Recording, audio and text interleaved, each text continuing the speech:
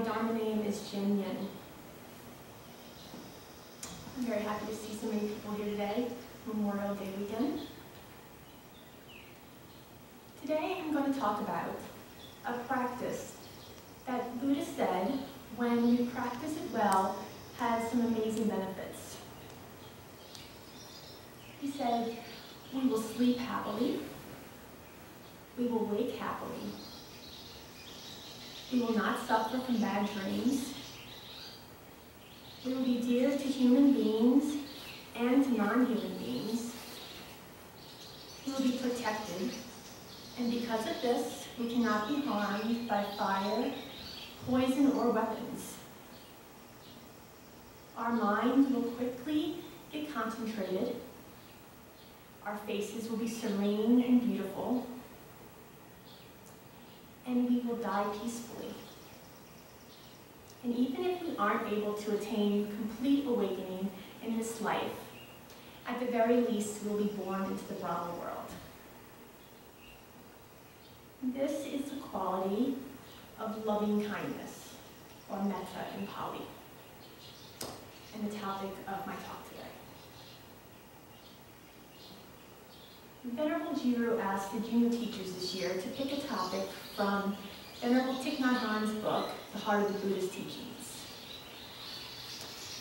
In this book, he talks about metta in regards to the 4 Brahma Viharas, also called the 4 immeasurable minds, or the 4 divine abodes. These are metta, compassion, altruistic joy, and equanimity. Venerable Thich Nhat Hanh says they are immeasurable because if you practice them, they will grow in you every day until they embrace the whole world. I decided to focus on metta for my talk. I've recently been inspired by this practice, both from my own experience personally and through experience of my husband, Gage. Many of you know Gage, and he's a very nice guy to begin with. He went on a retreat, a 10-day retreat, about a year ago. And as he was there, he was having some trouble concentrating. The teacher there advised him to do metta. And since then, he's been practicing metta as his sole practice, particularly since January. So every time he sits to meditate, he only focuses on loving kindness. And since then, although he's always been a nice guy, his transformation has been very obvious and apparent to all those around him. I see it. He doesn't get angry as easily. He doesn't get frustrated. He even has people at work commenting and approaching him. At least once a week, it seems, he comes home sharing a story of someone who just walked up to him and told him how inspiring he is, because he's so kind and so loving. And so do I, really feel this is due to his metta practice, which really opens him up. For me, my practice, once I saw these benefits in him, I started to practice metta more. And I've noticed myself opening up a bit and my anxiety levels decreasing. I'll talk about this a little bit more in the talk. So what is metta? Metta is a wish for all beings to be happy. It's a universal and unselfish and all-embracing love. Thich Nhat Hanh says, it's the intention and the capacity to offer joy. He likes the term, the rendering of metta, as love. Some people like goodwill or loving kindness or loving friendliness as a way to describe what metta is. A lot of teachers think this word love is a dangerous word to use. In our culture, in the West, we often use the word love very loosely. We'll use it for material things or as a desire. We'll say, I love cheesecake, or I love my new car. This is why a lot of teachers don't like this rendering. But what Thich Nhat Hanh says is that sometimes a word gets sick and we have to heal it. He thinks this is the case with this word love. Love is a very strong word, and it's a good fit for the strong power that we can cultivate, that is metta. Now, we have to be concerned about using love and getting sidetracked when we're doing metta, and perhaps falling into the near enemy of metta. This is desire. Because we're conditioned to think of love perhaps as a worldly affection or as desire, we could be cultivating metta, doing the practice, and not realize that this near enemy is there and taking over our metta. In Buddhism, there are near enemies and far enemies. Far enemies are easy to see because they're the opposite, and it's usually fairly obvious that this is going to take away what we're trying to cultivate. So for metta, the far enemy is hatred or ill will, but the near enemy is tricky and sly and can easily be cultivated instead. Another source I used for this talk was a booklet on the website Access to Insight, entitled The Philosophy and Practice of Metta. It's written by a scholar monastic, Venerable Buddharakkhita. What he says is that metta succeeds when it loves, and it fails when it degenerates into worldly affection. This was such a danger that Venerable Buddhaghosa, when writing the Path of Purification, which is a meditation manual and ancient commentaries of the Buddha's discourses, he said that when you start to do metta, when you first begin this practice, you should stay away from sending the metta to anyone who you may be attracted to. So if you are attracted to someone of the opposite sex, say, you would stay away from doing metta for that person, only to begin with, just to ensure that desire doesn't arise. Now I'm going to talk a little bit about the Buddha's teachings on metta. The Buddha had a lot of heart teachings in his discourses. He spoke of metta often. One of the more famous discourses on metta is the Metta Sutta. And there's a nice story that goes along with the Metta Sutta. It's a teaching story. So what is said happened is at the time of the Buddha, there were 500 or so monastics who were going off to range retreat. And they were looking for an ideal spot to spend their 3 months meditating and practicing. And they went off and they found an idyllic spot. It had hills and a pond. It was beautiful. It was near a town where there were people that you could get alms food from. They could go on alms round. And so they set up camp at this spot. And they went to the village, and the villagers loved them. They were very happy to have them there, and they told them that they would supply all their needs. So they went back, they began to meditate, to practice mindfulness, and some strange things started to happen. They started to hear funny sounds, and they started to smell odors, so they lost their concentration. They weren't able to practice, and they weren't able to be mindful at all. So they decided to go to their elder. The elder told them they should go to the Buddha and see what the Buddha recommended. So they found the Buddha, and he told them that they should go back. And when they went back, they should practice this Metta Sutta. So what was happening was, this forest grove was inhabited by tree spirits. Now there's no need to believe in tree spirits to get the lesson out of this story. But these tree spirits lived here, and at first they were happy to have the monastics there, so they went up in the trees. But after a period of time, they realized they weren't going to leave. So they didn't want to harm the monks, but they wanted them to leave, so they decided to scare them off and that's why they produce these smells and these sounds. So the Buddha knew all this, and he gave them the Metta Sutta to practice, saying to really cultivate this and to meditate on it on the way back to the grove. He knew this was the ideal place for them to attain liberation, so he wanted them to go back there. We chant this Metta Sutta at Maba every other month. This month is the off month for it, so I'll read it to you for anyone who may be new to Maba, and for us who have been here, just as a little refresher. It goes like this.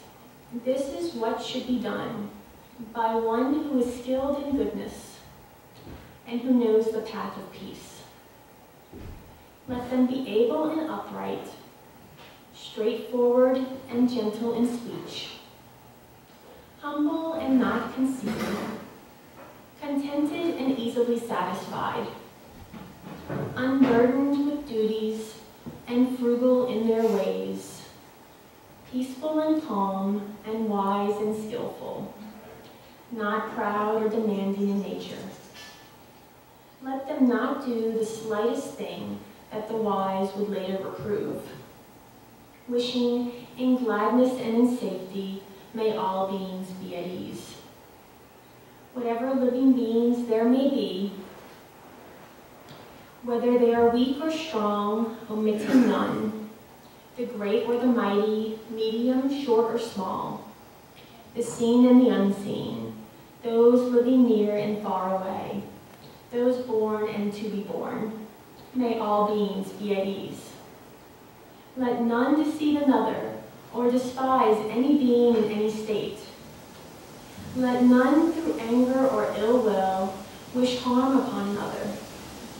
Even as a mother protects with her life her child, her only child, so with a boundless heart should one cherish all living beings, radiating kindness over the entire world, spreading upwards towards the skies and downwards to the depths, outwards and unbounded, free from hatred and ill will, whether standing or walking, seated or lying down, free from drowsiness, one should sustain this recollection. This is said to be the sublime abiding. By not holding the fixed views, the pure-hearted one, having clarity of vision, being freed from all sense desires, is not born again into this world. So the monastics cultivated this and they chanted it on the way back to the forest grove. And the tree spirits could feel this love radiating from them. Because of this, when they got there, they were very happy to welcome them back. It's even said they attained human form and offered them food and water and kept the grove very silent for them while they were there. And it's all good stories, and they all lived happily ever after, which in Buddhist terms is they all attained liberation. So in this booklet, The Philosophy and Practice of Metta, it is said that this sutta can be broken down into 3 sections. The first section shows metta as a day-to-day practice. It shows the morality, talks about needing to be gentle in speech. It points to sila as our practice. Sila is the foundation for all our practice. We really need to have a lot of morality in order to calm the mind. In order to be able to meditate and concentrate, we have to be free from remorse. You know, if we have a lot of remorse, it's hard for us to even sit down with our thoughts. And this is a way of applying metta, is through our day-to-day activities. The second section talks about the metta meditation, where it says, may all beings be at ease. When these two get together, they form the third section, which is an overall commitment to universal love. To me, it seems when you really have this power, this radiating love, it can bring about a lot of wisdom. We see the interconnectedness of all beings.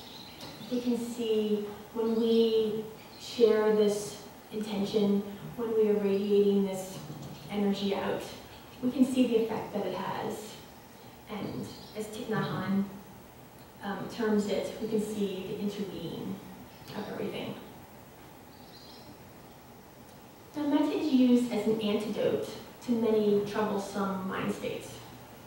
It's an antidote to ill will, to anger, to selfishness, and to fear.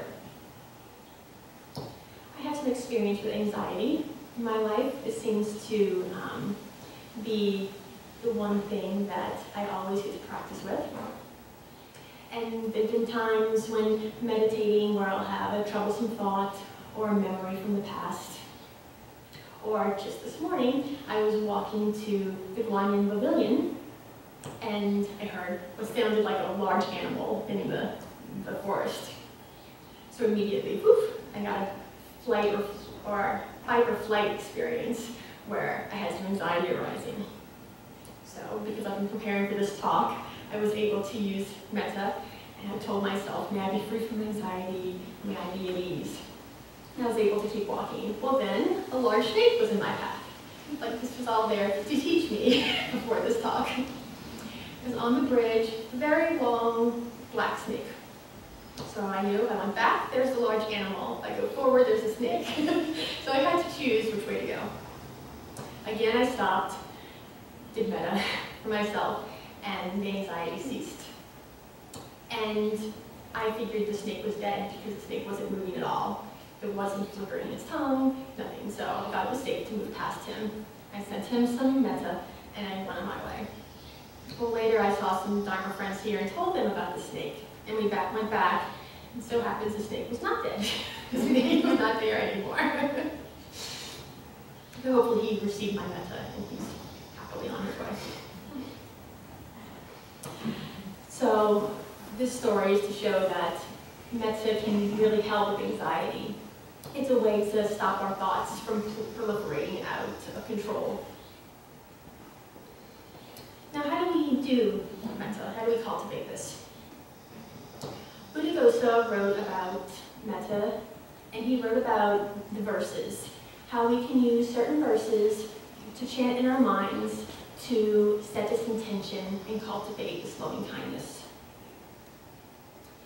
First, he says to start off with ourselves. In this culture, we have some issues sometimes with loving ourselves. It almost seems like an epidemic to have low self-esteem. Some people even have self-hatred or self-loathing. The Dalai Lama once was asked about self-esteem, low self-esteem, and he had never even heard the term before. He had to have his translator help him because it's just not known in his culture. So it's really beneficial to send love for ourselves and set this intention so we can overcome this conditioned idea that we have about ourselves. So Buddhaghosa knew this, and he said that we need to fill ourselves up with metta first before we can offer it out to other people. The classic verses that he says to use are, may I be free from hostility, may I be free from mental affliction, may I be free from distress, and may I be happy. We can use whatever verses resonate with ourselves. A lot of people change them up to something that really touches their hearts. Now, after we've gotten a sense of believing this, that we really do wish for ourselves to be happy, then we move on to the next group, which is the respected teacher, or respected person. And we say these verses towards them while we envision their smiling, happy face in our mind. Once we believe this towards them and we feel some goodwill generated, we move on to a dear person, a loved one. We can do this in groups. We can do it towards more than one, a teacher, more than one loved one, while we generate this concentration and this power of love. Next, we move on to the neutral person. And this can be a little tricky because most people Our minds judge automatically when we see someone a lot of times. We usually have a slight inclination towards them or away from them.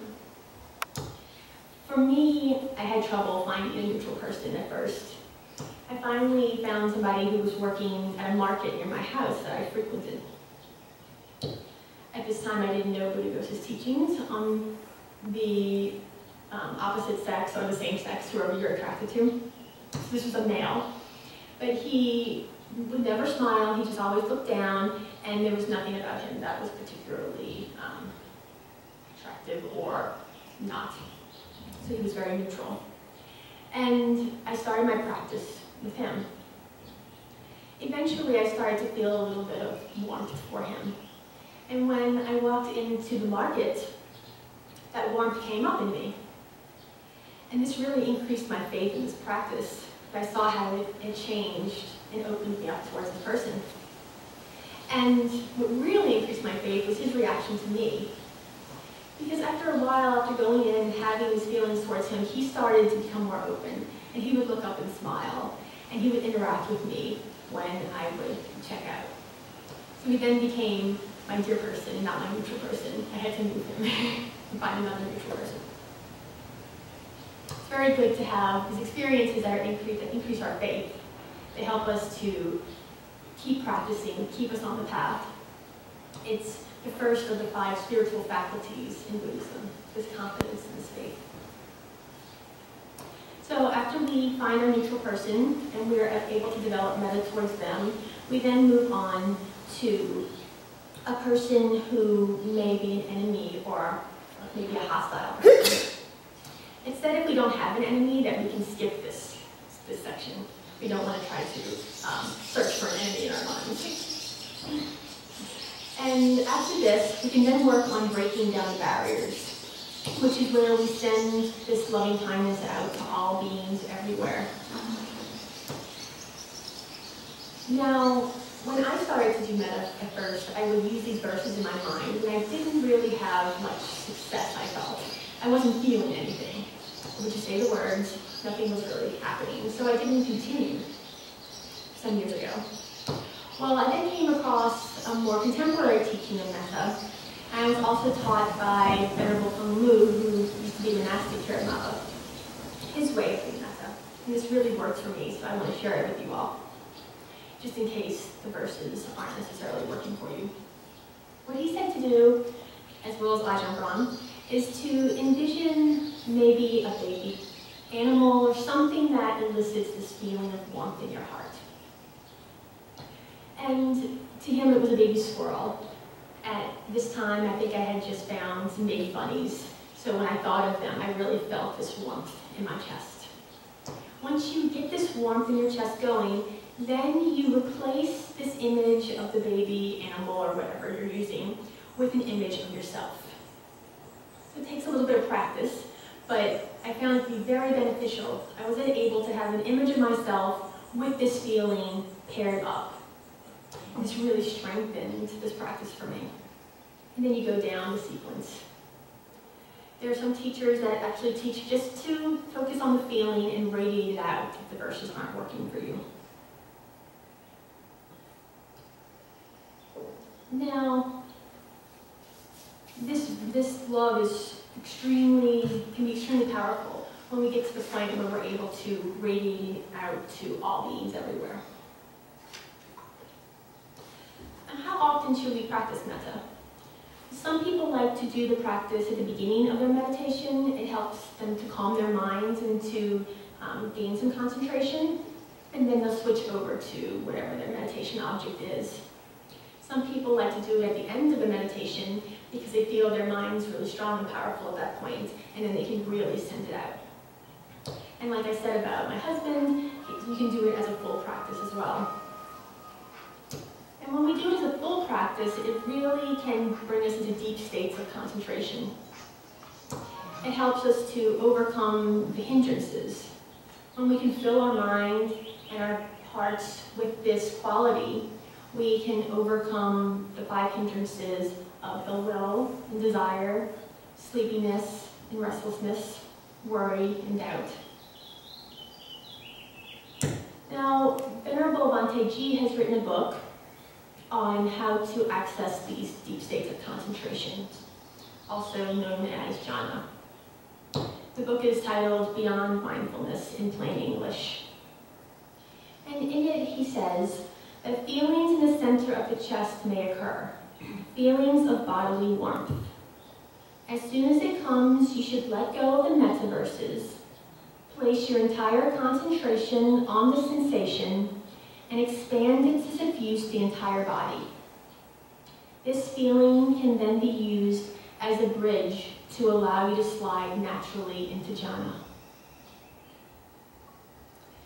The Buddha says that one who is happy gains concentration, and one whose mind is filled with loving friendliness gains concentration very quickly.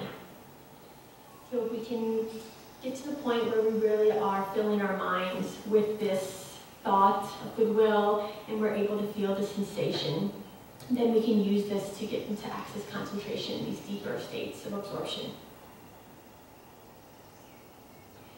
We may wonder, have we gotten to the point where we really are sending out love to all beings? Well, Venerable Buddhaghosa gives an example of how to test this in ourselves. He says if you are sitting in a room with your enemy, your neutral person, your respected teacher, and your dear person, and bandits were to come into the room, they asked you to choose one to go with them for human sacrifice. Who would you choose? I think a lot of times people want to say themselves. We think of ourselves as spiritual and self-sacrificing. We give ourselves over the others. Well, the Venerable Buddhaghosa says is that we wouldn't be able to choose any of the people.